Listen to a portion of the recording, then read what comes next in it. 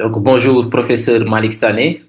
Mesdames, Messieurs, ravi de vous retrouver dans votre programme LASPAT séminaire.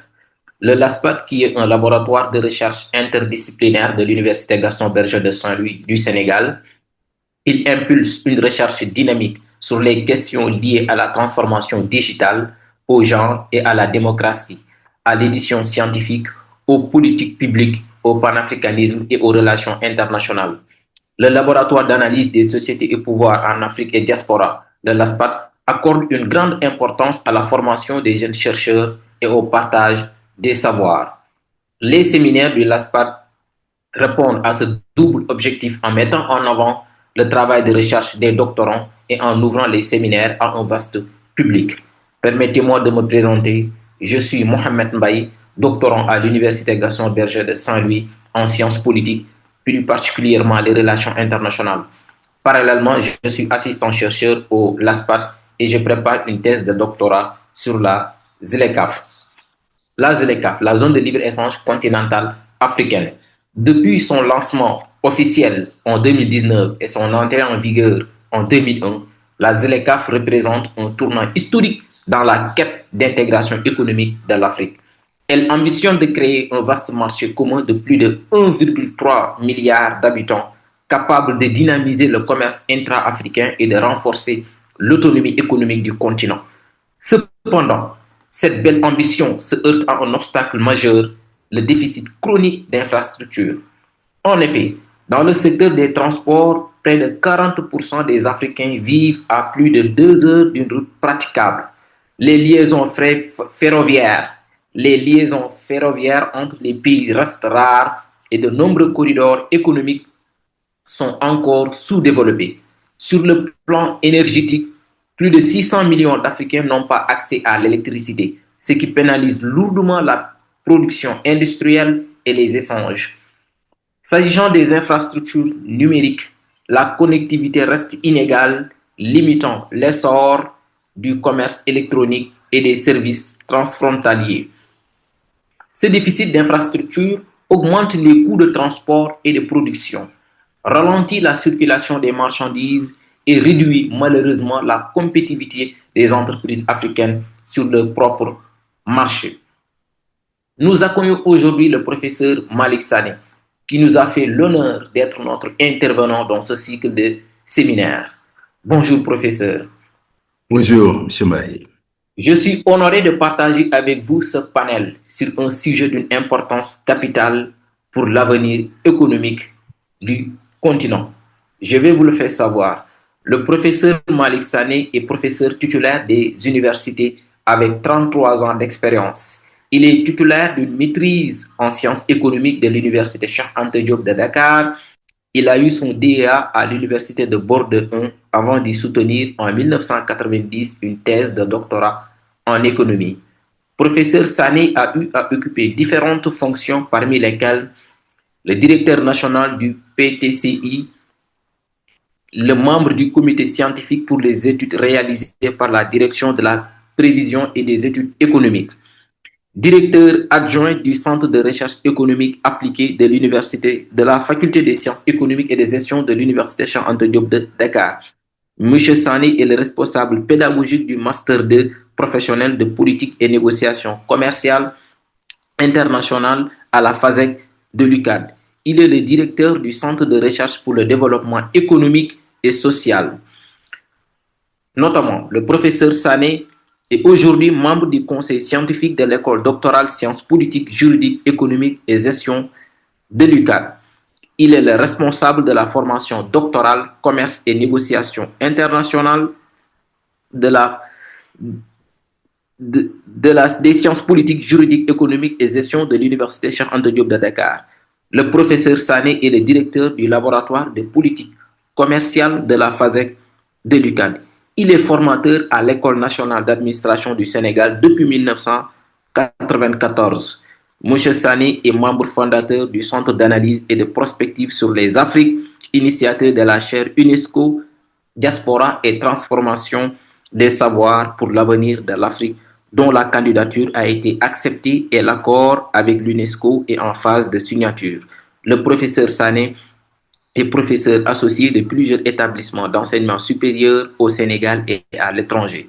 C'est le cas avec l'Institut de développement et de la planification des Nations Unies à Dakar, le Centre africain d'études supérieures à gestion. Il est aussi au Bibi School à Libreville au Gabon et le Trade Policy Training Center in Africa à Arusha en Tanzanie.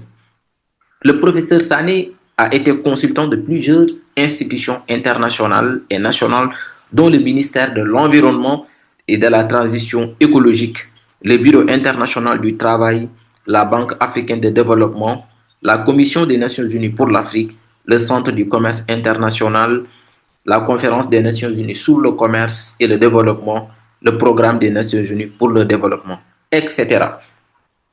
Professeur Sané a publié de nombreux articles dans des revues internationales à comité de lecture et a fait de communication dans plusieurs colloques internationaux. Après une présentation d'une demi-heure, nous lui poserons quelques questions. Professeur Sané, la parole est à vous. Voilà, merci bien, M. Mbaye.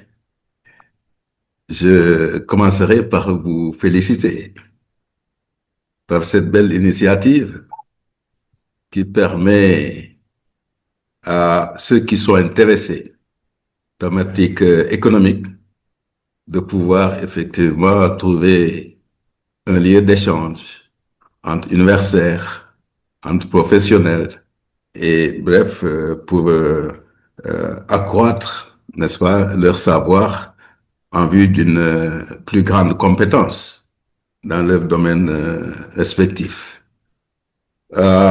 Dès que vous m'avez envoyé un message m'invitant, j'ai aussitôt accepté, sans hésiter, sauf sur la période, parce que j'étais voilà, en perspective d'un voyage notamment en Tanzanie, et j'avais demandé à ce qu'on décale. Et donc, nous voilà aujourd'hui réunis.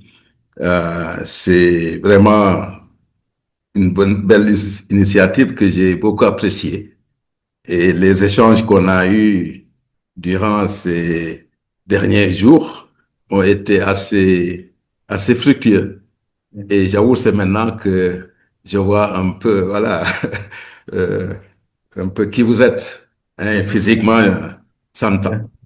Merci beaucoup. Je félicite aussi hein, votre laboratoire pour la responsabilité qui est effectivement donnée aux jeunes doctorants pour contribuer à l'animation des laboratoires. Ça, c'est une initiative aussi à saluer et qui déjà vous permet de se faire un peu la main. Je salue tous les participants et espère que ces moments d'échange autour du thème les infrastructures, facteurs d'accélération de la ZLECAF pourra un peu contribuer à une meilleure connaissance, n'est-ce pas, de cette belle initiative africaine qui pourrait effectivement constituer un levier de croissance et de développement pour le continent africain en attendant les autres étapes qui doivent suivre, n'est-ce pas, le lancement de cette zone de libre-échange continentale. Alors, pour un peu échanger autour de ce thème, en tenant compte bien sûr des contraintes de temps, tout cela, euh, je ferai une présentation autour peut-être de 6 points, mais condensée. Il y aura une brève introduction parce que je crois M. Mbaye a bien effectivement parlé du contexte de la zone de libre-échange. Ça me facilite les choses du point de vue notamment de l'introduction et de certains aspects des développements. C'est excellent. Donc après l'introduction, je voudrais revenir un peu sur la notion d'infrastructure parce que les infrastructures, c'est à la fois beaucoup de choses, c'est assez diversifié. Je pense qu'il conviendrait quand même de revenir un peu sur ce concept-là pour une meilleure compréhension de la suite. Ensuite, le troisième point, M. Mbaye a insisté, c'est le déficit d'infrastructures qu'on constate sur le continent africain et qui constitue un frein au développement économique et social du continent africain. Et à la suite de ce constat, nous allons passer rapidement au quatrième point, parce que l'impact ici, c'est sur l'intégration économique, symbolisée par le lancement de la zone de libre-échange continentale. Donc, on reviendra rapidement sur l'objectif de cette zone de libre-échange continentale, sa portée et quelques enjeux pour quand même dire l'importance qu'il y a de disposer de bonnes infrastructures pour pouvoir porter ce grand projet africain. Et donc, le cinquième point, c'est les défis de la mise en œuvre, notamment du programme de développement des infrastructures en Afrique, le PIDA, appelé véritablement à solutionner la question des infrastructures sur le continent africain pour conclure en deux mots. Voilà. En guise d'introduction, donc, l'idée, c'est que les infrastructures correspondent aux équipements de base qui fondent les sociétés contemporaines et entrent dans le cadre de politiques d'aménagement du territoire et de services publics. Elles sont financées par des fonds publics, mais aussi parfois par des fonds privés. Un réseau d'infrastructures de qualité et peu coûteux pour les usagers est un facteur décisif de l'amélioration de la communication entre les producteurs et les consommateurs, entre les exportateurs et les importateurs, et constitue un déterminant essentiel de la compétitivité prix et hors prix sur les marchés internationaux, en permettant la livraison des biens et services en temps et en toute sécurité, d'où son importance dans un processus d'intégration économique et sociale, économique régionale, comme c'est le cas avec la zone de libre-échange continentale africaine. Voilà donc un peu sur l'introduction, brièvement, et donc passer au deuxième point, qui consiste donc à revenir sur la définition de cette notion d'infrastructure, parce qu'il est coutume de distinguer les infrastructures matérielles des infrastructures immatérielles. Pour ce qui concerne les infrastructures matérielles, physiques, elles couvrent le développement des réseaux de transport, dont a parlé tout à l'heure M. May, d'énergie, mais également de communication. La mise en place de mécanismes institutionnels pour la gestion et l'entretien de ces infrastructures est importante. Parmi ces infrastructures, donc physiques, qualité des infrastructures portuaires, aéroportuaires, routières, ferroviaires. Mais il y a également, bien entendu, le réseau électrique de production, de transport de l'énergie, ainsi que de la distribution énergétique. Il ne faut pas oublier, bien sûr, les technologies de l'information et de la communication par rapport à leur disponibilité, leur appropriation technique, l'utilisation de ces TIC dans les affaires et, bien sûr, les TIC dans les priorités de développement. Et aujourd'hui, au Sénégal, bien sûr, on met l'accent sur ce point, notamment avec le New Deal technologie.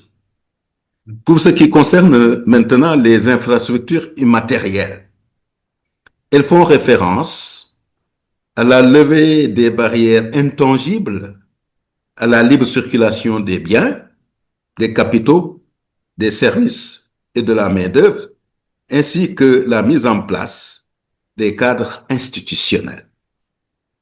Il s'agit notamment de l'environnement des affaires, tout ce qui est bonne gouvernance, tout ce qui est lutte contre les paiements irréguliers, la lutte contre la corruption. On y compte également l'efficacité des frontières et des transports, notamment sur le nombre de documents à l'exportation et autres, bref, ce qu'on appelle la facilitation des échanges. Ces différentes infrastructures jouent un rôle très important dans l'économie des pays, comme le montre d'ailleurs la section suivante, qui indique le troisième point donc de notre présentation, qui va mettre l'accent sur le déficit d'infrastructures comme frein au développement. Alors que, bien sûr, le thème général, c'est infrastructure comme levier du développement. Donc, étant donné que nous souffrons d'un déficit d'infrastructures sur le continent, avec bien sûr des effets négatifs, nous allons montrer en quoi ce déficit d'infrastructures est néfaste pour le développement économique et social. Et donc, à contrario, disposer de bonnes infrastructures pourrait servir de levier. Pour ce qui concerne le continent africain, il est de notoriété que l'Afrique souffre d'un manque sévère d'infrastructures. Et la plupart des observateurs reconnaissent que le déficit en matière d'infrastructures est l'un des facteurs clés qui empêche l'Afrique de réaliser son plein potentiel de croissance économique, son pouvoir concurrentiel sur les marchés mondiaux et l'atteinte de ses objectifs de développement, comprenant entre autres la réduction de la pauvreté. L'Afrique subsaharienne notamment est la région la moins bien classée de toutes les régions en développement dans pratiquement tous les aspects de la performance des infrastructures. La région est en retard par rapport au reste du monde en développement, non seulement au niveau de la quantité des infrastructures, mais également en termes de qualité et d'accès de sa population à ses services. Les données montrent l'existence d'un important goulet d'étranglement en matière d'infrastructures et révèlent d'importants gains de croissance potentielle si la situation s'améliore.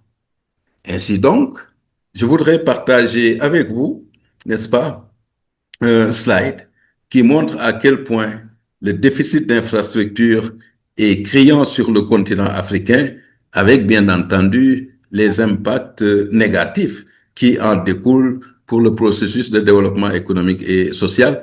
Je ne sais pas si je peux partager ce slide-là. Vous pouvez. Euh, Bien, je vois pas de... Je sais pas comment aller.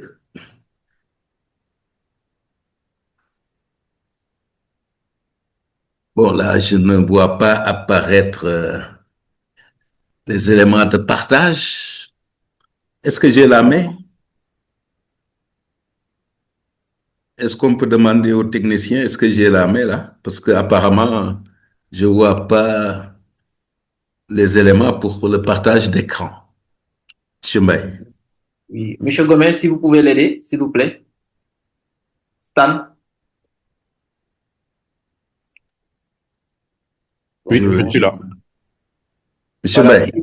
voilà, si vous pouvez aider Monsieur Sané à partager son écran, donc peut-être il ne voit pas les éléments sur lesquels il doit. Non, c'est déjà mis par défaut. Il peut partager, hein, il y a aucun problème. Ouais, moi, j'ai des problèmes. J'ai le slide, mais je vois pas où cliquer pour partager cet écran. C'est pour ça, je peux pas Lorsque vous avancer. cliquez sur partager, vous voyez Mais des choses. justement, je vois pas ça. Donc Ah, vous allez avoir sur l'écran et en bas vous Je, pouvez partager. je vois pas partager. Sur Zoom, sur Zoom.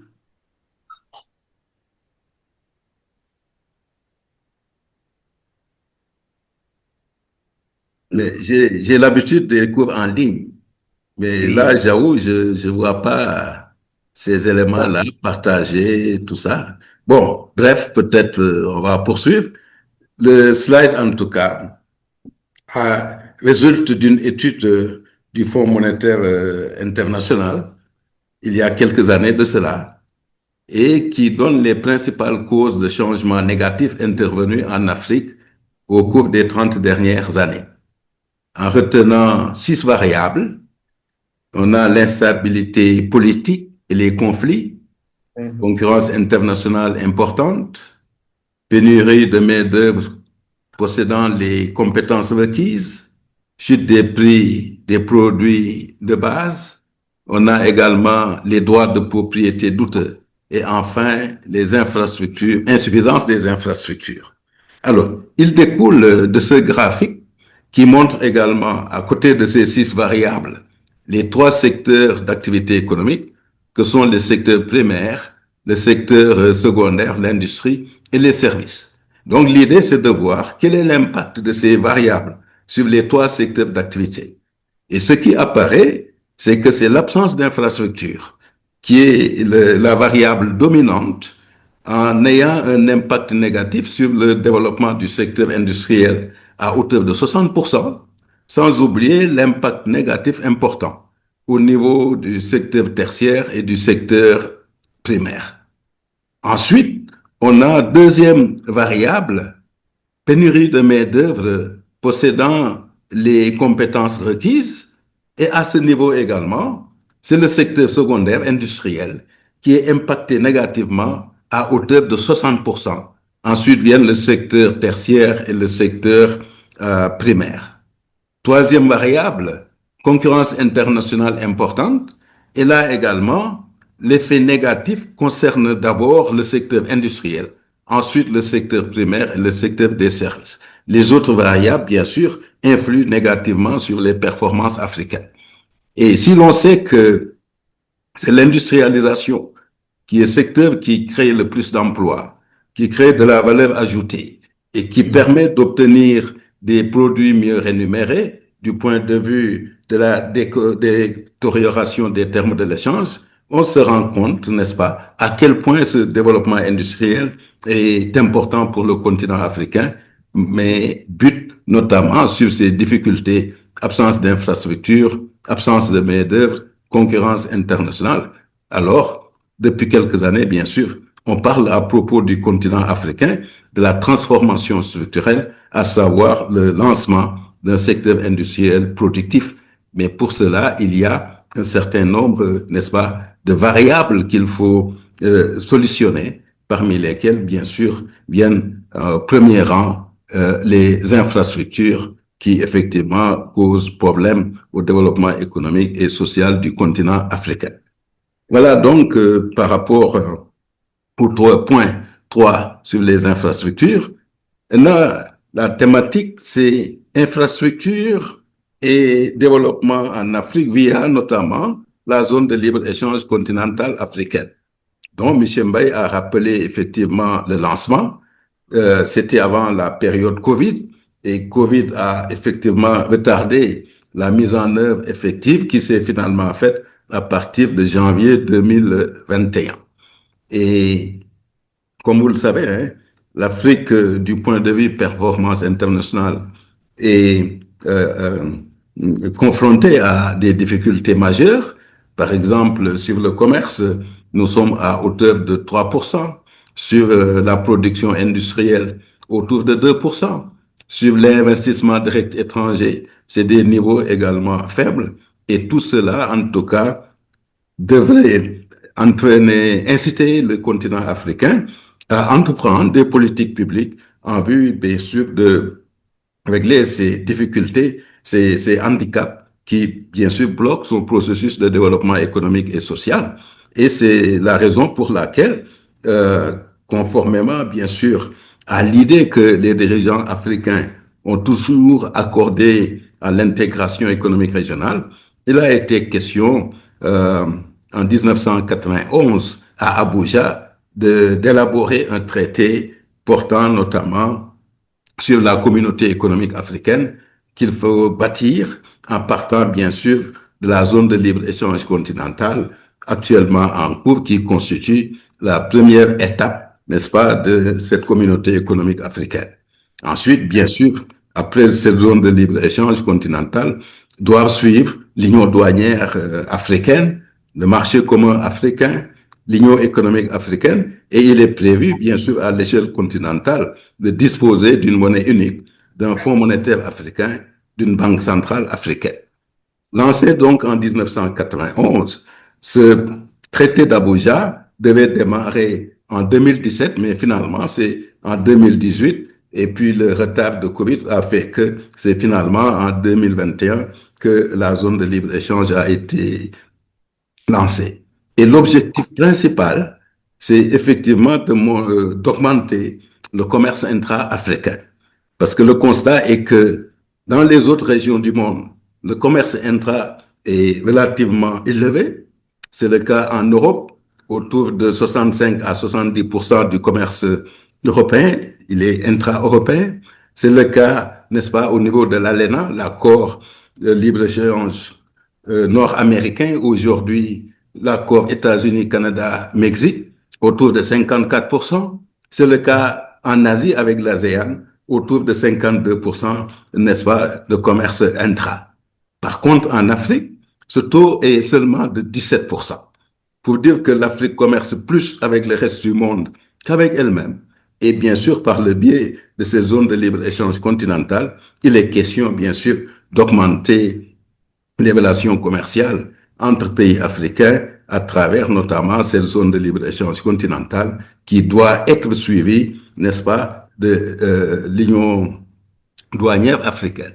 Mais vous savez, là, depuis son lancement en 2021, on est aujourd'hui en 2025, cette zone de libre-échange continentale, donc, a vécu pendant 5 ans et aujourd'hui, n'est-ce pas, son traité là est en train d'être évalué, n'est-ce pas, en vue de révision pour pouvoir effectivement repartir. Tout cela donc retarde le lancement de la deuxième étape, l'Union douanière africaine, qui devait consacrer une politique commerciale uniforme à l'échelle continentale vis-à-vis du reste du monde et donc permettre au continent africain de dégager une politique commerciale plus en rapport avec ses ambitions. Pour dire que ces zones de libre-échange continentale constituent l'un des projets phares de l'agenda 2063 de l'Union africaine intitulé l'Afrique que nous voulons. Elle constitue donc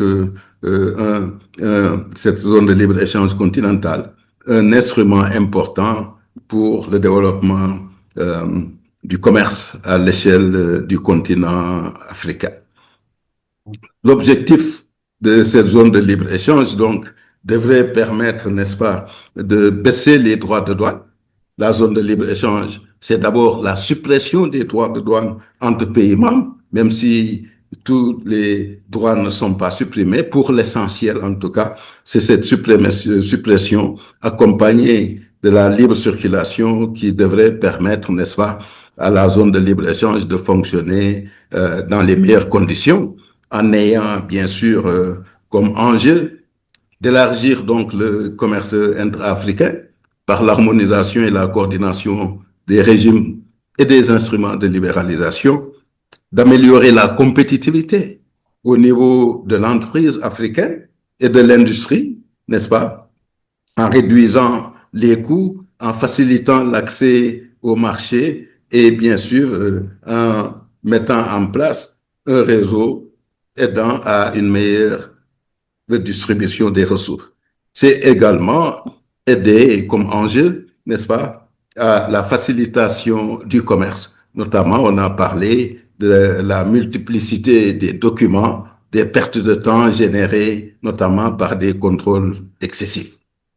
Mais pour arriver, en tout cas, à lever l'obstacle, n'est-ce pas, du déficit d'infrastructures dont on a parlé plus haut, pour faire en sorte que ces zones de libre-échange continentale africaine puissent effectivement donner les meilleurs résultats, il a été mis en place, disons lancé, en 2010, ce qu'on appelle le programme de développement des infrastructures en Afrique, le PIDA, qui est donc une initiative continentale sur 2 étapes, 2010-2020 et ensuite 2020-2040. Donc, il y a le court terme, le moyen terme et le long terme. Donc, on a 2010 à 2040 avec notamment la période 2010-2020, 2020-2030 et 2030-2040.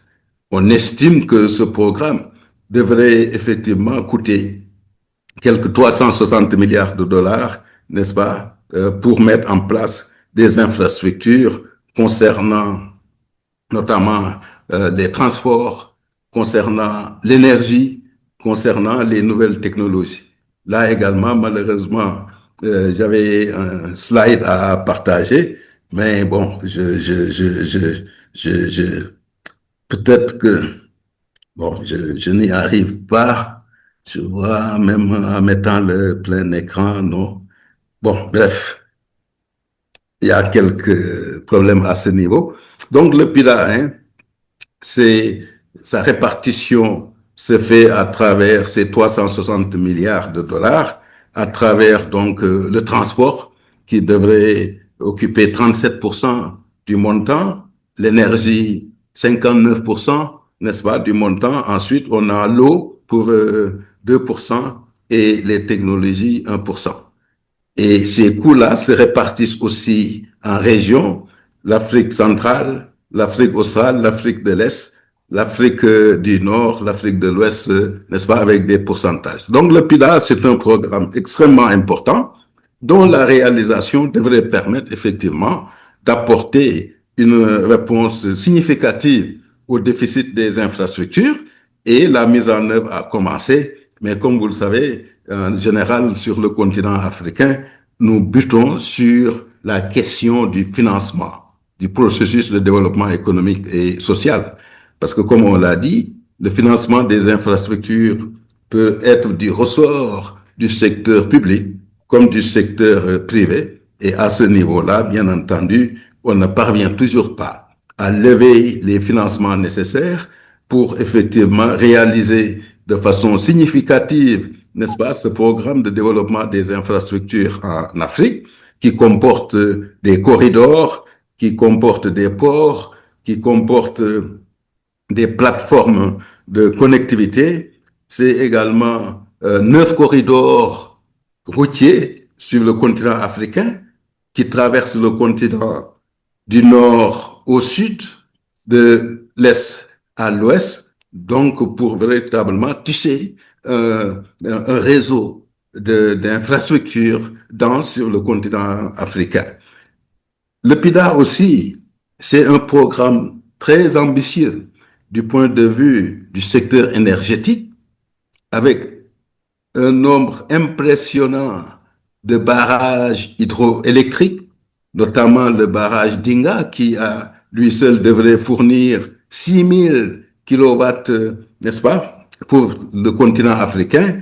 Plus près de nous, on a le barrage de Sambangoulou, n'est-ce pas, qui est aujourd'hui en finition et qui devrait bien sûr être parmi la multitude de barrages hydroélectriques qui devraient permettre donc au continent africain de disposer d'un accès à l'électricité, à l'énergie à moindre coût et dont la disponibilité effectivement se ferait. Ce qui pourrait bien sûr constituer une réponse à l'absence d'infrastructures, notamment dans le domaine du développement industriel, qui constitue, n'est-ce pas, un objectif majeur pour pouvoir, en tout cas, permettre au continent africain de pouvoir effectivement relever les défis de la croissance et du développement en sortant, n'est-ce pas, beaucoup d'Africains, n'est-ce pas, de la pauvreté.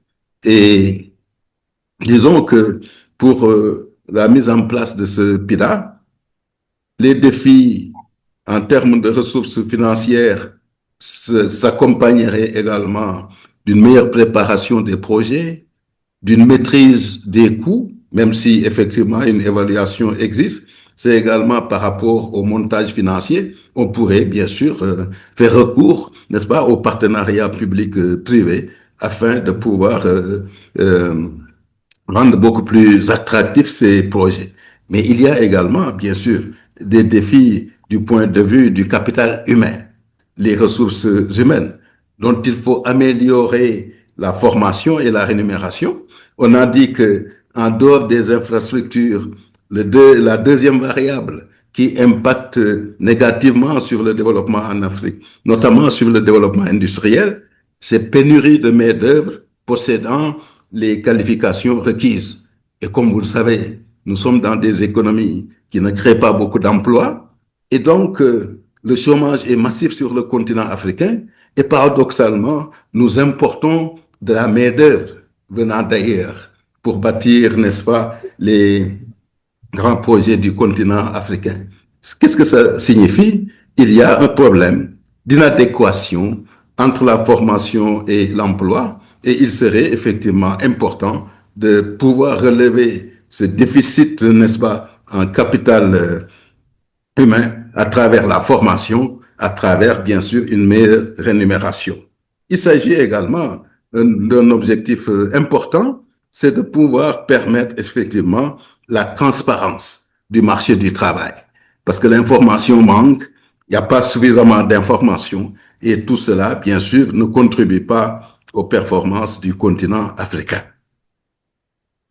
Pour maintenant conclure et rester dans les délais qui me sont impartis, nous pouvons dire que le continent africain n'a pas encore véritablement réussi à adapter son infrastructure pour répondre aux objectifs de l'intégration économique régionale, malgré les prises de position politiques reconnaissant clairement le développement des infrastructures comme un facteur clé de cette intégration.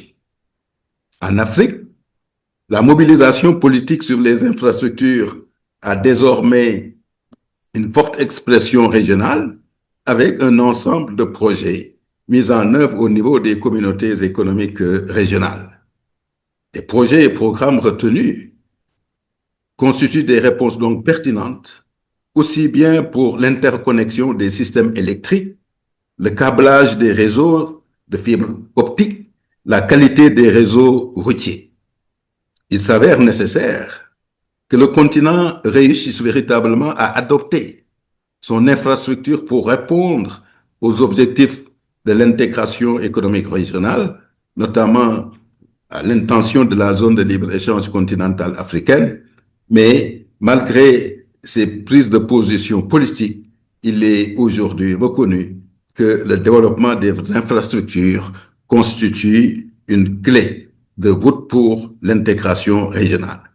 Des progrès ont été certes réalisés, mais avec l'avènement de la zone de libre-échange continentale, se pose plus que jamais la question infrastructurelle pour que désormais une réponse adéquate puisse permettre au continent africain d'atteindre ses objectifs dans le domaine des transports, dans le domaine des infrastructures énergétiques, mais également les infrastructures permettant, n'est-ce pas, le déploiement des nouvelles technologies de l'information et de la communication. À ce niveau, il y a un certain nombre, effectivement, de programmes en cours, tels que l'Africa Power Vision, qui pouvait lancer en 2015 et qui pourrait effectivement accroître l'accès à une énergie fiable et moins coûteuse. C'est le cas effectivement du NEPAD, hein, qui a été lancé notamment en 2016 avec l'initiative Move Africa. C'est l'initiative régionale de fibre optique reliant toutes les capitales des États membres, notamment de la communauté des États de l'Afrique de l'Est, avec bien sûr la tripartite. Bref, les communautés économiques régionales, à l'image de la CEDEAO, n'est-ce pas, ont adhéré au projet du PILA et se sont lancés dans l'exécution de projets et de programmes infrastructurels, mais malheureusement, la question de la mobilisation des ressources se pose avec beaucoup d'acuité. Voilà donc, M. Mbaye, n'est-ce pas, la présentation introductive que je voudrais faire en perspective donc des discussions qui vont suivre concernant, n'est-ce pas, ces thématiques d'importance, n'est-ce pas, les infrastructures comme facteur accélérateur du développement ou de la mise en place de la zone de libre-échange continentale. Je vous remercie. Chembaye. Merci beaucoup, professeur Sané, pour cette brillante présentation et que véritablement vous avez parlé à fond sur la question. Et moi, premièrement, j'aimerais beaucoup profiter de votre posture économiste par rapport à cette question de la zone de libre-échange continentale africaine, avant d'en venir à la question des infrastructures. Ma première question s'agit de savoir, vous, Monsieur Sané, professeur Sané, avec toutes les avec votre expérience, surtout professionnelle, dans le continent, quelle est votre perception depuis la mise en œuvre de la ZLECAf, depuis 5 ans? Donc, depuis son entrée en vigueur depuis 5 ans, vous, quelle est votre perception de la ZLECAf? Quel est son but? Si vous voulez aujourd'hui faire un bilan des 5 ans, qu'est-ce que votre perception de ces 5 ans depuis son entrée en vigueur, la ZLECAf? Oui, ce qu'il faut considérer pour répondre à cette question, c'est que lors de, du lancement de ce traité d'Abuja, instituant la communauté économique africaine, il était envisagé que la zone de libre-échange continentale puisse être lancée en 2017. Finalement, on a lancé en 2018, mais Covid est intervenu.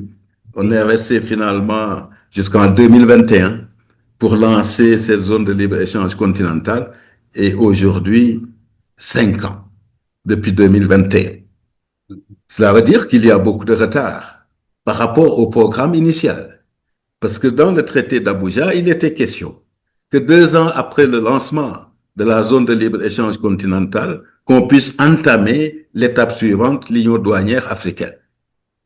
Et donc, aujourd'hui, après 5 ans, n'est-ce pas, 5 ans après le lancement de ces zones de libre-échange continentale, il y a beaucoup de questions non résolues pour la dynamique de ces zones de libre-échange continentale.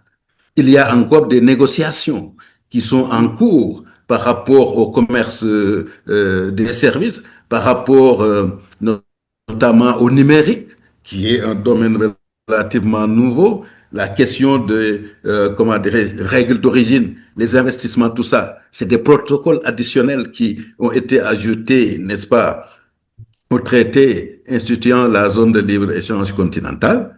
Donc, le constat qu'on peut faire, c'est qu'il y a du retard dans l'atteinte, en tout cas, la réalisation des différentes étapes. Et ce retard-là, cumulatif, risque, bien sûr, de retarder une intégration effective du continent africain. Et donc, aujourd'hui, comme je vous ai dit, 5 ans après, il était prévu, dans le traité instituant la zone de libre-échange continentale, qu'on puisse réviser ce traité, ce qui aujourd'hui devrait se faire, mais en attendant, aujourd'hui, la ZLECAf est en période d'évaluation. Il y a des experts qui ont été recrutés afin d'évaluer cette zone de libre-échange continentale depuis son lancement il y a 5 ans, pour ensuite procéder à la révision de ce traité compte tenu, n'est-ce pas, des résultats qui découleront de cette évaluation. Donc, on peut considérer qu'il y a eu certes des réalisations, mais le retard, il est là, et bien entendu, du fait de différents facteurs. Je pense qu'il nous faut être un peu plus ambitieux, il nous faut être beaucoup plus pragmatique pour aller plus de l'avant en respectant les calendriers qui sont définis en vue de promouvoir un développement du continent beaucoup plus conséquent. Très bien, professeur. Et là, si nous nous conformons avec la Commission économique des Nations Unies pour l'Afrique, la zone de libre-échange continentale africaine pourrait augmenter le commerce intra-africain de 52% d'ici 2030 si elle est pleinement mise en œuvre. Mais comment on puisse lever les obstacles, comme on a dit, les infrastructures. Oui, si les gens ne peuvent pas se déplacer, si les entreprises ne peuvent pas tourner faute d'énergie, si les nouvelles technologies aujourd'hui qui poussent, n'est-ce pas, la croissance à travers l'innovation, si on n'a pas suffisamment de main-d'œuvre, ces obstacles-là risquent encore de retarder l'échéance. Je vous ai coupé, mais désolé. Oui, c'est vrai, raison pour laquelle cette notion de si elle est pleinement mise en œuvre demeure fondamentale. Voilà, mais par là, moi, ce que j'aimerais savoir par rapport à la question des infrastructures, c'est que comment ce déficit des infrastructures influence tous les coûts du commerce intra-africain. Comment les infrastructures sont importantes pour les coûts du commerce intra-africain? Oui, mais l'absence d'infrastructures, ça crée des surcoûts. Imaginez, pour circuler sur le continent africain. Mais l'Afrique ne dispose pas déjà de grandes compagnies maritimes. l'essentiel du transport de marchandises se fait à travers le maritime. L'Afrique ne dispose pas de grandes compagnies maritimes. Ça, c'est un problème important. Vous prenez le transport aérien, le fret si vous voulez. Mais des fois, pour aller d'un pays africain à un autre pays africain, on est obligé d'aller jusqu'en Europe pour revenir sur le continent. C'est des surcoûts. C'est également beaucoup de temps de perdu. Et comme le disent les Américains, le temps, c'est l'argent. Oui. Le retard qu'on a dans la transformation structurelle, dû à l'absence, n'est-ce pas, ou à l'indisponibilité de l'énergie, à un coût excessif, ça veut dire que donc les produits africains vont être confrontés à une compétitivité prix du fait de ces surcoûts, mais également compétitivité hors prix. Parce que si on n'a pas des infrastructures de stockage, il y a déjà beaucoup de pertes. S'il n'y a pas suffisamment de pistes, n'est-ce pas, de production pour acheminer les récoltes, il y a beaucoup de pertes. Et donc, on a un gros souci par rapport à l'insuffisance des infrastructures, donc qui porte préjudice à la productivité de nos produits. Et quand la productivité est sapée, bien ça veut dire que donc le commerce est relativement freiné. Effectivement. Donc, les coûts logistiques en Afrique sont parmi les plus élevés au monde, raison pour laquelle parfois on dit qu'un conteneur d'un pays, transporter un conteneur d'un pays africain à un autre coûte souvent plus cher que l'expédier vers l'Europe.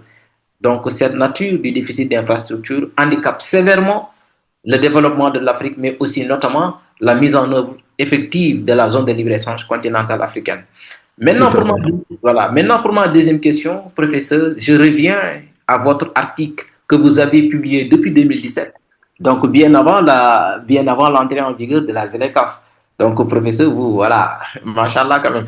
Donc, mais dans cet article que vous avez intitulé Infrastructure, commerce intra-africain et développement économique en Afrique. Donc, vous avez en tout cas préalablement parlé de cette zone de libre-échange continentale africaine avant que cela soit mis en œuvre. Mais dans cet article, professeur, vous avez soutenu l'idée que le manque d'accès à l'électricité en Afrique reste l'un des freins les plus importants au développement de la région et à sa prospérité, et continue à enfermer des millions de personnes dans le cercle vicieux de l'extrême pauvreté. Et donc, selon vous, s'attaquer à ce problème sera l'un des plus grands défis et l'une des plus grandes opportunités de développement pour l'Afrique dans les décennies à venir. Donc, comment vous pouvez commenter cela, professeur? Oui, d'ailleurs, c'est le sens du premier slide que j'ai voulu partager. Pour des raisons techniques, ça n'a pas pu se faire. C'est donc dire, en retenant 6 variables, allant de l'instabilité politique à problème de terre, pénurie de main-d'œuvre, jusqu'à l'insuffisance de l'infrastructure, j'ai dit, parmi ces 6 variables, celle qui ressort en tête du fait des effets négatifs sur les changements en Afrique, c'est l'insuffisance d'infrastructures, avec un impact prononcé négatif sur le secteur industriel à hauteur de 60%. On a autour de 45% d'effets négatifs sur le secteur tertiaire et quelques 43% négatifs sur le secteur notamment primaire, mais 60% sur le secteur industriel. Mais quand on connaît la place stratégique de l'industrie dans l'économie des pays, compte tenu de la mauvaise spécialisation internationale de nos économies, fondées sur les produits de base, non transformés, les minerais, les produits agricoles, le développement industriel, comme dit la la Commission des Nations Unies pour l'Afrique, UNECA, la transformation structurelle du continent, d'ailleurs, qui est l'un des axes majeurs des politiques publiques au Sénégal, mais à défaut d'électricité, mais d'énergie disponible et accessible, mais la question de la compétitivité va se poser.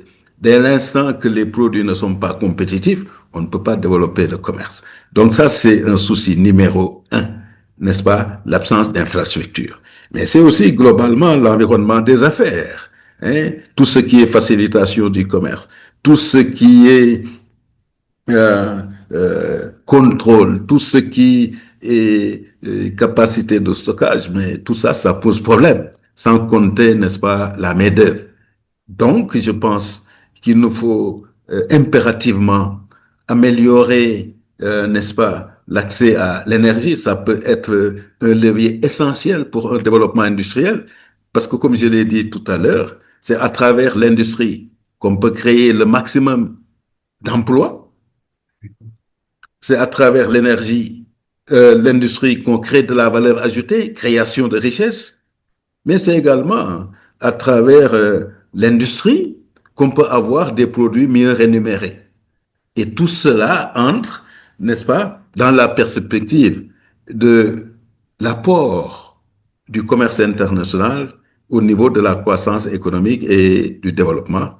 Donc, c'est une question essentielle parmi d'autres, mais qu'on tarde à réaliser, notamment, comme j'ai dit, du fait des problèmes liés au financement, du fait des problèmes liés aussi au déficit, n'est-ce pas, de capital humain. Effectivement, donc pour une ZLECAf réussie, il faut un secteur industriel fort. Et par rapport à cette question, professeur Sané, moi je me demande comment est-ce que ce déficit infrastructurel ne dissuade-t-il pas les investisseurs étrangers? Alors que dans le cadre de la ZLECAf, nous avons besoin des investissements directs de l'étranger.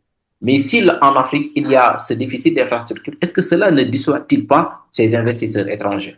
Ah, tout à fait, tout à fait, tout à fait. Vous savez, moi, j'ai longtemps travaillé avec la CNUSET, la Conférence des Nations Unies sur le commerce et le développement, et pendant pratiquement près d'une dizaine d'années, régulièrement, j'étais, n'est-ce pas, le consultant local, notamment pour présenter le rapport sur l'investissement dans le monde, VIRD.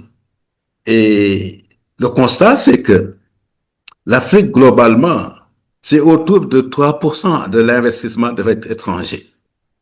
Alors que la rentabilité, d'après une étude de la Banque mondiale, est beaucoup plus importante en Afrique que partout ailleurs dans le monde. Mais paradoxalement, on n'accueille pas suffisamment d'investissements direct étrangers à l'image de l'Asie, à l'image du Moyen-Orient et même à l'image de l'Amérique latine. N'en parlons pas, n'est-ce pas, de l'investissement direct étranger à destination des pays développés. Parce qu'effectivement, c'est à la fois les pays qui exportent, qui sont à l'origine de ces investissements direct étrangers, mais aussi ce sont les premiers pays qui les accueillent. Donc, la question pour le continent africain, comment faire en sorte que l'Afrique soit beaucoup plus attractive vis-à-vis de l'investissement direct étranger? Parce que je sache, il n'y a que 3 modes de financement du développement. C'est d'abord l'épargne domestique qui favorise une certaine autonomie, disons ce qu'on appelle aujourd'hui la souveraineté en matière de financement, la mobilisation et l'orientation de l'épargne domestique à des fins de croissance et de développement. Je crois qu'hier, avec la journée de la diaspora, on a beaucoup insisté sur ce point-là en disant que même les envois de la diaspora dépassent largement l'aide publique au développement. Mais ces montants-là, il faut les mobiliser, il faut les orienter vers des secteurs productifs. C'est un peu l'idée des diasporas en bonne, mais qu'il faut bien entendu mieux peut-être peaufiner, mieux mobiliser, mais c'est un début. Ça, c'est un problème relativement sérieux. Mobilisation des ressources domestiques. Deuxième mode de financement du développement, c'est la dette. Même si aujourd'hui au Sénégal, on est confronté à un surendettement, et la dette, c'est un facteur de développement. Maintenant, il faut savoir s'endetter et utiliser à bonne fin les ressources issues de la dette. Et troisième mode de financement de l'économie, mais c'est l'investissement direct étranger. Ce sont les entreprises qui viennent investir, mais dans ces conditions-là, le pays doit déployer un pouvoir de négociation pouvant l'amener à faire du gagnant-gagnant. Mhm. En dehors de ces trois modes de financement du développement, l'autre qui reste, mais qu'on peut utiliser avec réserve, mais c'est la création monétaire. Et nous sommes dans une zone où, effectivement, la création monétaire est relativement contrôlée afin de limiter notamment l'inflation, ce qu'on peut effectivement, ce qu'on réussit globalement. Mhm. En conséquence, l'investissement direct étranger ne vient pas trop en Afrique. Et là également, le graphique que j'ai voulu partager avec vous l'illustre bien. On n'a pas suffisamment d'infrastructures. Si l'énergie coûte 4 fois plus cher qu'ailleurs, mais ils vont aller dans ces pays-là parce que ça contribue à la compétitivité prix de ces entreprises qui viennent produire. On n'a pas de main-d'œuvre. Une entreprise industrielle, notamment l'investissement direct étranger. Prenez l'exploitation du pétrole et du gaz au Sénégal. Il y a une bonne partie de la main-d'œuvre, elle est importée. Cela veut dire que les retombées au niveau de nos économies sont relativement faibles parce qu'il y a beaucoup de coûts salariaux qui sont supportés et bien sûr pour rémunérer des travailleurs venant de l'étranger. Il en va du bâtiment, il en va de pratiquement tous les domaines. Absence de main-d'œuvre, ça pose problème, n'est-ce pas? Et puis, il y a tout ce qui est instabilité politique, hein, n'est-ce pas? L'économie a horreur de l'instabilité, n'est-ce pas? Tout ce qui a trait, par exemple, à la question foncière. Vous savez, l'Afrique, c'est 70% des terres arabes dans le monde. Nous ne parvenons toujours pas à nous nourrir parce qu'en partie, il y a cette question foncière. La terre est insuffisamment exploitée. Les paysans qui constituent l'essentiel ne disposent pas de cette terre pour pouvoir effectivement bénéficier de crédits bancaires pouvant booster leur production. Mais ensuite, pire, nous continuons à dépendre de la pluie pour notre agriculture.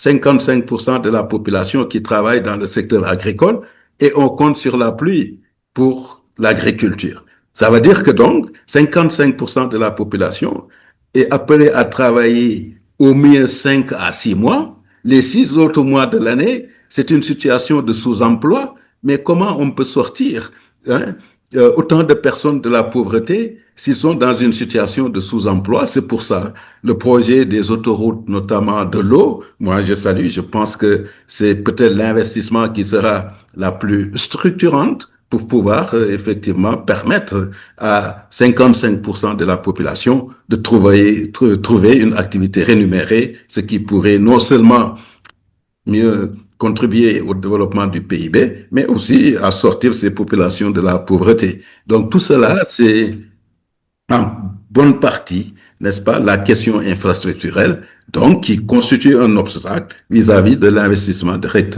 étranger en Afrique. Merci beaucoup, professeur. Maintenant, nous venons à la question des nouvelles technologies et l'Afrique.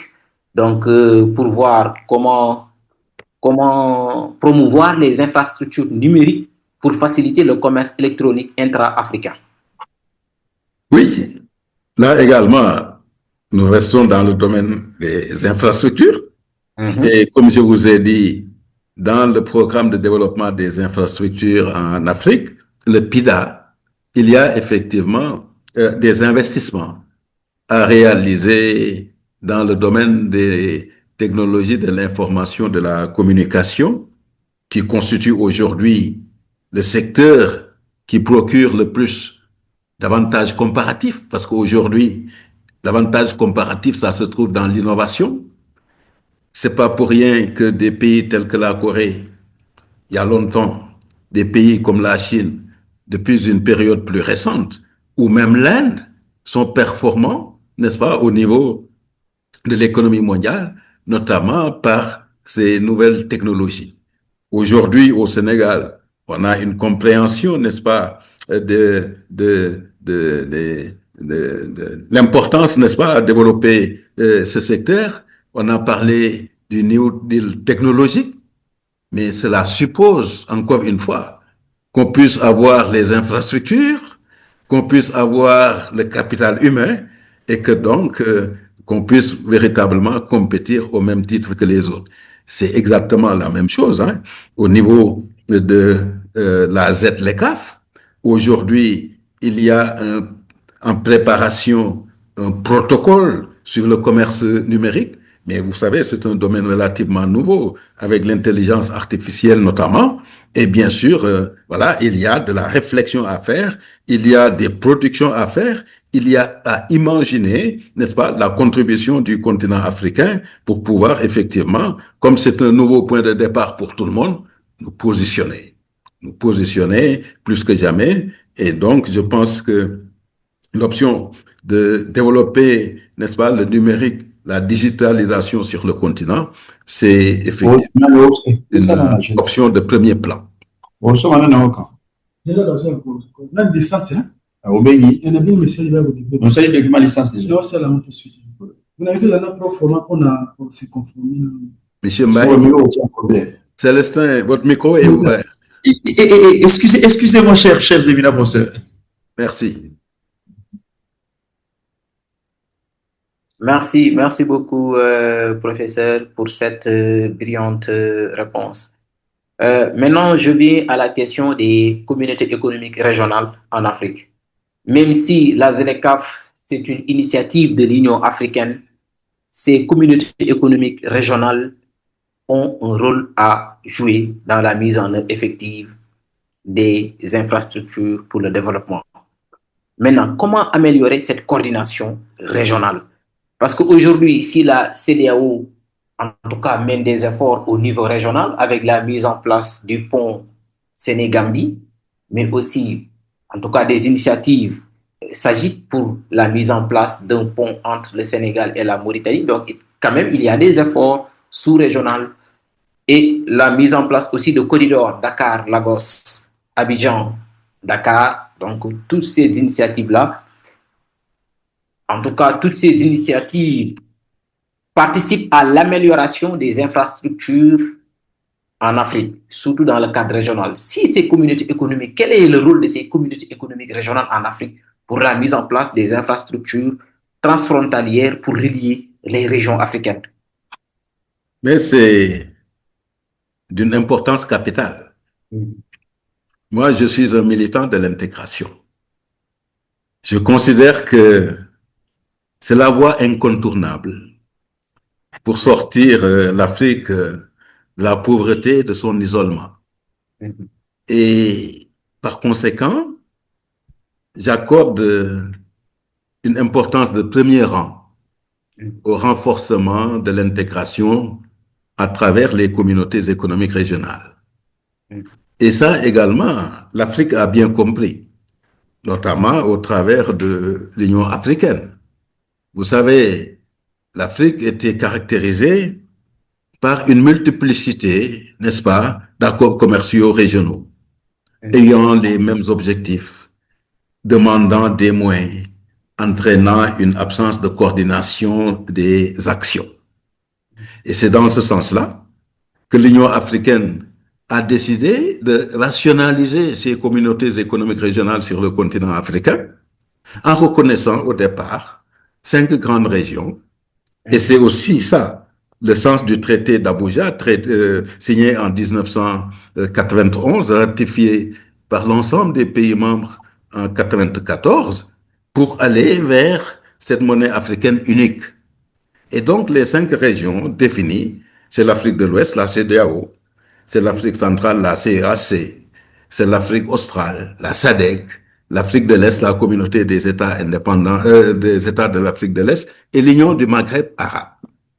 À ces 5 grandes régions, on a intégré l'INGAT, la SENSAD, n'est-ce pas, et une autre région, ce qui fait qu'on a 8 grandes communautés économiques régionales en Afrique. Mais les 5 premières sont les leviers, n'est-ce pas, pour bâtir une intégration intégrée sur le continent africain. Et donc, quand on parle, par exemple, de la monnaie éco au niveau de la CEDEAO, mais ça relève de ce projet-là de communauté économique africaine du traité d'Abuja.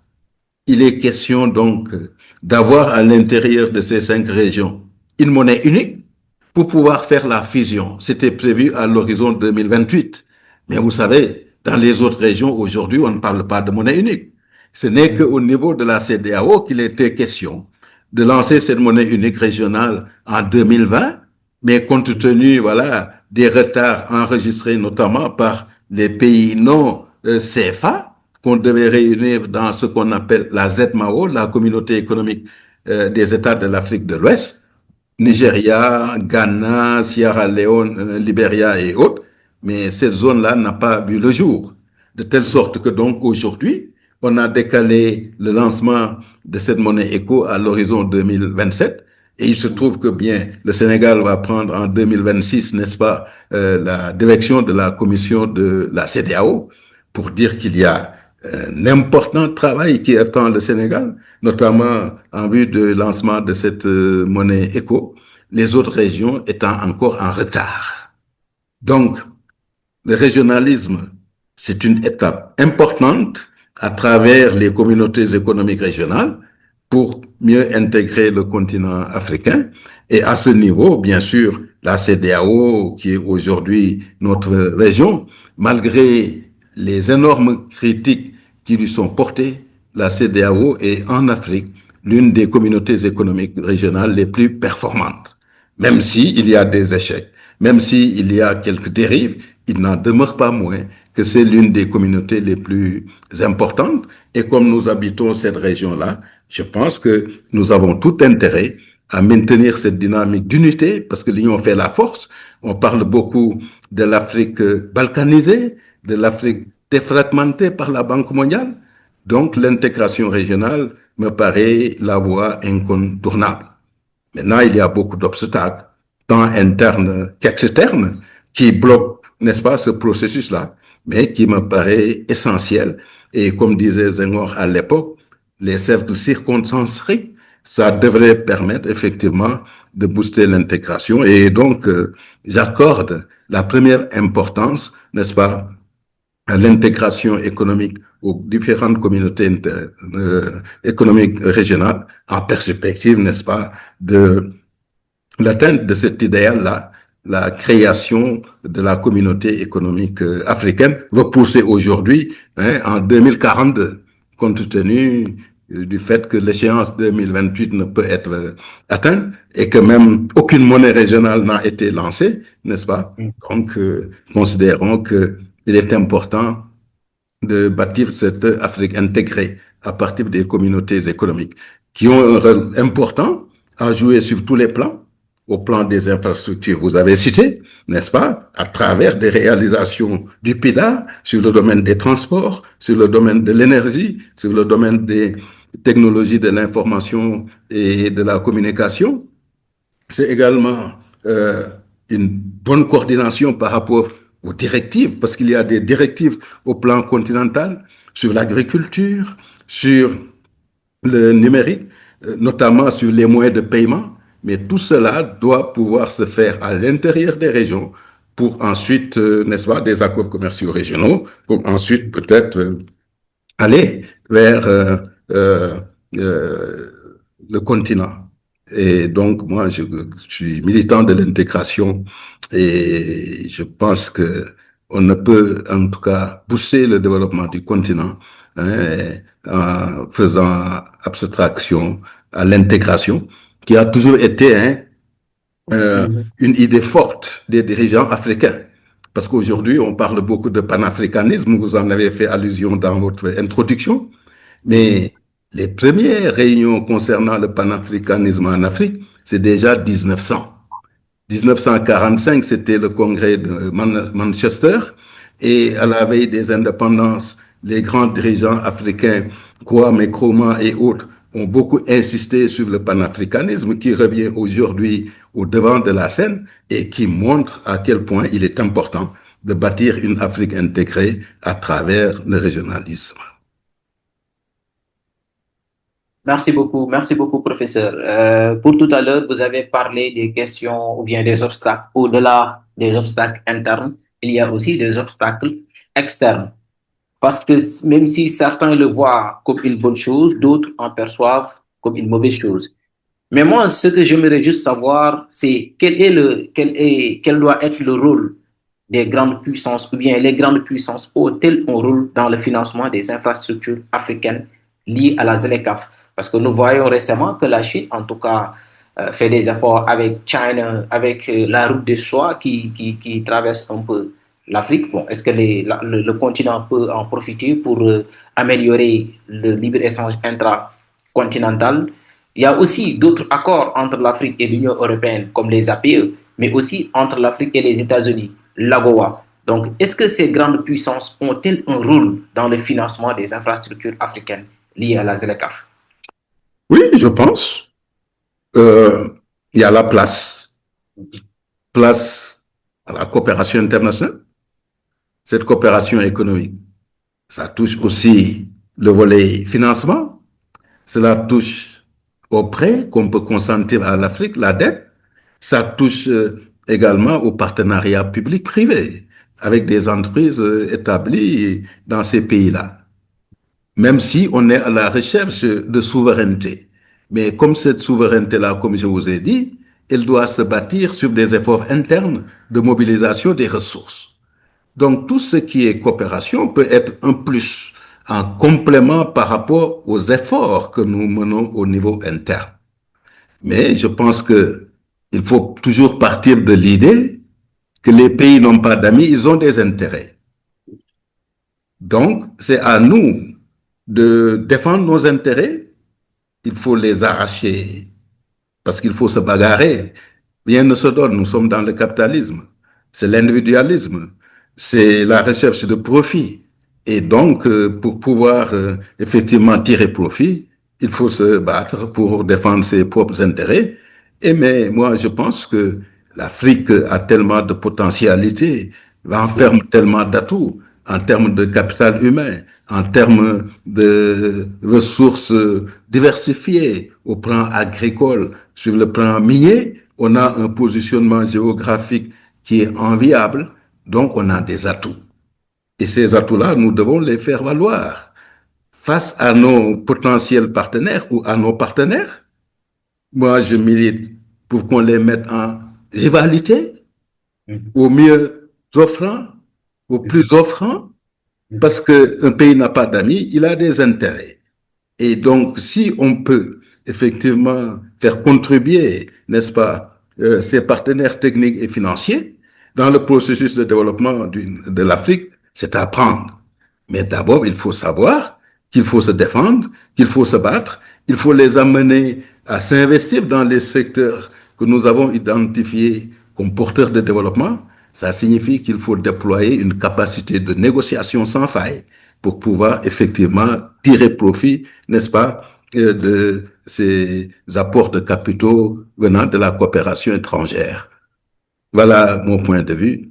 Nécessaire la coopération, mais il nous faut nous battre, il nous faut défendre nos intérêts, n'est-ce pas, et orienter ces investissements-là vers les secteurs que nous considérons comme porteurs de développement, notamment le secteur industriel, alors qu'on a constaté que jusque-là, n'est-ce pas, ces investissements directs étrangers se contentent seulement du mine, de l'exploitation minière, des matières premières. Il nous faut les amener à aller vers le secteur industriel que nous considérons comme en tout cas un levier de la croissance et du développement. On les mettra en concurrence tout en défendant nos intérêts, en sachant qu'un pays n'a pas d'amis, il a des intérêts. Merci beaucoup. Tout à fait. Ça, c'est une théorie élémentaire en relations internationales. Les États n'ont que des intérêts à suivre. Maintenant, professeur Sané, bon, je viens à l'avant-dernière question pour ne pas trop abuser de votre temps. Moi, j'aimerais juste profiter de votre posture en tant que consultant à la BAD, à la Banque africaine de développement, pour savoir quel rôle pour la BAD dans la réduction du déficit des infrastructures en Afrique. Mais un rôle crucial, un rôle extrêmement important, et c'est pour ça, même dans le PIDA, son élaboration, sa mise en œuvre, mais la BAD y joue beaucoup. La Banque de développement elles sont nécessaires. Et la BAD, aujourd'hui, fait quand même la fierté du continent africain. Elle a ouvert son capital, ça veut dire les partenaires aujourd'hui occupent, n'est-ce pas, une place importante. Il faut tenir compte aussi de leurs orientations, de leurs idées. Mais la Banque africaine de développement, mais c'est un pilier essentiel pour le financement du développement en Afrique. Il faudrait encore qu'elle puisse avoir davantage de moyens pour pouvoir répondre aux énormes besoins du continent africain par le biais notamment du financement du PIDA. Il y a également toujours, sous l'égide de l'Union africaine et de la Banque africaine de développement, le nouveau mécanisme, n'est-ce pas, du NEPAD, qui s'oriente notamment vers le financement ou le lancement, mise en œuvre de projets intégratifs sur le continent africain et d'autres, n'est-ce pas, grands programmes africains. Là-bas, c'est une place centrale qu'il faut peut-être davantage renforcer par la mobilisation des ressources pour lui permettre, n'est-ce pas, des interventions beaucoup plus significatives. Merci beaucoup. Donc, la BAD occupe une place centrale dans la résolution du déficit des infrastructures en Afrique. En tout cas, merci beaucoup, professeur Sané, de votre générosité intellectuelle. Juste pour venir, quel est votre mot de la fin par rapport à cette question de l'impact du déficit des infrastructures sur l'intégration économique de la ZLECAf? C'est un impact négatif, comme on a dit, parce que l'insuffisance d'infrastructures constitue un obstacle à nos performances économiques. Et comme je l'ai dit, c'est le secteur industriel qui permet surtout de créer des emplois. Le chômage est massif sur le continent africain. Donc, l'industrialisation s'avère nécessaire pour la création d'emplois. C'est également l'instauration de la paix, de la stabilité. C'est le capital humain qu'il faut effectivement former, les compétences. C'est dans l'innovation. Mais surtout, dans la coopération franche. Que les pays sachent que compte tenu de l'environnement des pays africains aujourd'hui, sur les 48 pays moins avancés qui existent dans le monde, les 33 se situent sur le continent africain, pour dire que plus que jamais, la question de la pauvreté et des inégalités sociales sont une réalité en Afrique, mais à côté de cela, le continent dispose d'atouts énormes en capital humain. L'Afrique, c'est 70% de jeunes. Aujourd'hui, on ne parle plus de malthusianisme, on parle de dividende démographique. L'Afrique dispose de 70% des terres arabes dans le monde. Face à la raréfaction du foncier un peu partout dans le monde, je pense que ça également, c'est un atout non négligeable. N'en parlons pas, n'est-ce pas, des ressources naturelles impressionnantes dont dispose le continent africain. Et je pense qu'il y a des atouts à faire valoir. Maintenant, il nous faut bien entendu améliorer plus que jamais la gouvernance politique et économique, parce que de mon point de vue, c'est la question de la gouvernance politique et économique qui constitue le gros souci du continent africain.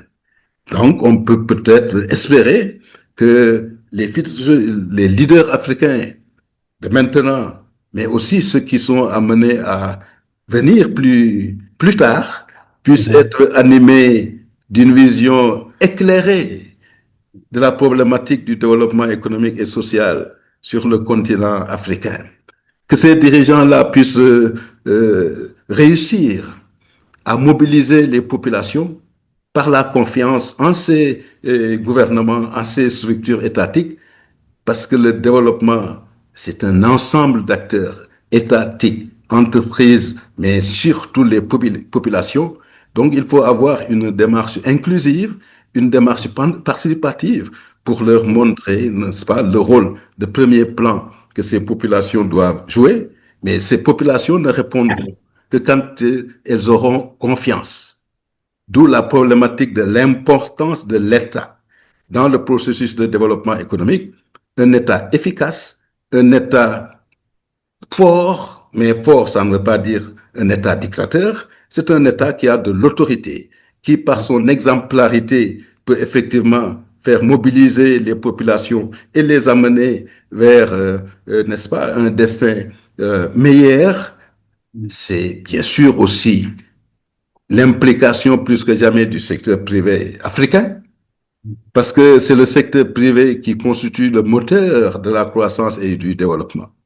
Et quand on parle de secteur privé, c'est la prise de risque.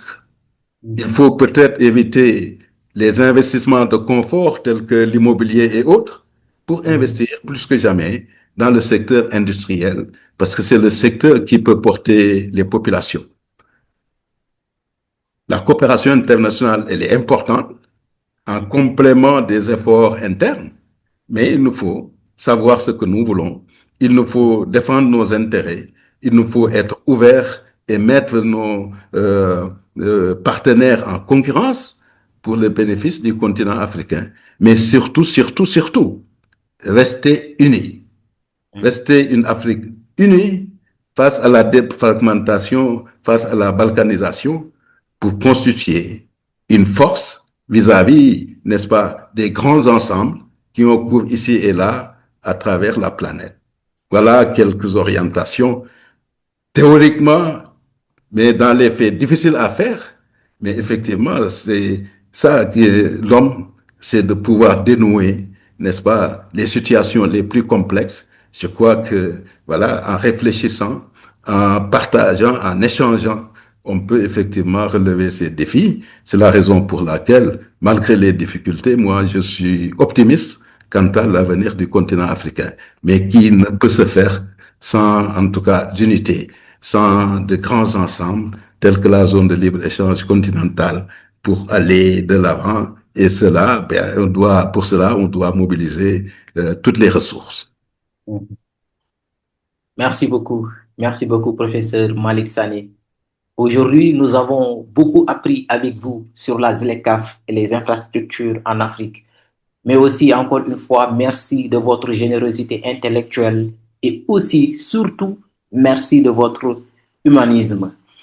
Mesdames et messieurs, la ZLECAf incarne l'espoir d'une Afrique unie par le commerce et la coopération. Mais cet espoir ne deviendra réalité que si nous investissons dans des infrastructures modernes, durables et interconnectées. Comme le disait un rapport de la Banque africaine de développement, sans route, sans énergie, sans réseau, le commerce reste une promesse, non une réalité. Donc, nous retenons avec le professeur Sané que l'avenir de la ZLECAf et donc de l'intégration africaine dépend de notre capacité collective à combler le fossé infrastructurel. C'est là le véritable chantier du développement africain du XXIe siècle. Je vous remercie de votre aimable attention. Merci beaucoup. Voilà, merci bien. Au revoir. Merci.